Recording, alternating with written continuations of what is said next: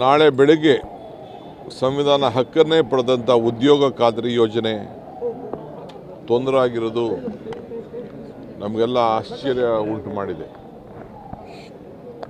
ರಾಷ್ಟ್ರಪಿತ ಮಹಾತ್ಮ ಗಾಂಧೀಜಿಯವರ ಹೆಸರಿನಲ್ಲಿ ಉದ್ಯೋಗ ಖಾತ್ರಿ ಯೋಜನೆಯನ್ನು ಏನು ಹೊಸ ರೂಪುಗೊಂಡು ನಮ್ಮ ಗ್ರಾಮೀಣ ಜನರ ಬದುಕನ್ನು ಉದ್ಯೋಗದ ಹಕ್ಕನ್ನೇನು ನಮಗೆ ದೊರಕಿತ್ತು ಅದು ಮೊಟಕಾಗಿರೋದರಿಂದ ನಾವು ಇಡೀ ದೇಶದ ಉದ್ದಗಲೂ ಕೂಡ ಈ ಹೋರಾಟವನ್ನು ನಾವು ಹಮ್ಮಿಕೊಂಡಿದ್ದೇವೆ.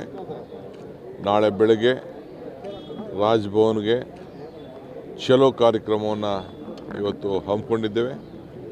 ಇದಾದ ಮೇಲೆ ಪ್ರತಿ ತಾಲೂಕಿನಲ್ಲೂ ಕೂಡ ಕನಿಷ್ಠ 5 ಕಿಲೋಮೀಟರ್ ಪಾದಯಾತ್ರೆ ಕೂಡ ಹಮ್ಮಿಕೊಂಡು ಪ್ರತಿ ಪಂಚಾಯಿತಿಯಲ್ಲೂ ಕೂಡ ಈ ಒಂದು ಹೋರಾಟವನ್ನು ಹಮ್ಮಿಕೊಳ್ಳಿಕ್ಕೆ ಈಗಾಗಲೇ ನಾವು ಮಾರ್ಗದರ್ಶನವನ್ನು ನಮ್ಮೆಲ್ಲ ಪ್ರಜಾಪ್ರತಿನಿಧಿಗಳಿಗೆ, ಪಂಚಾಯತ್ ಸದಸ್ಯಗಳಿಗೆ ಮತ್ತು ಮುಖಂಡರುಗಳಿಗೆ ನಾವು ನೀಡಿದ್ದೇವೆ.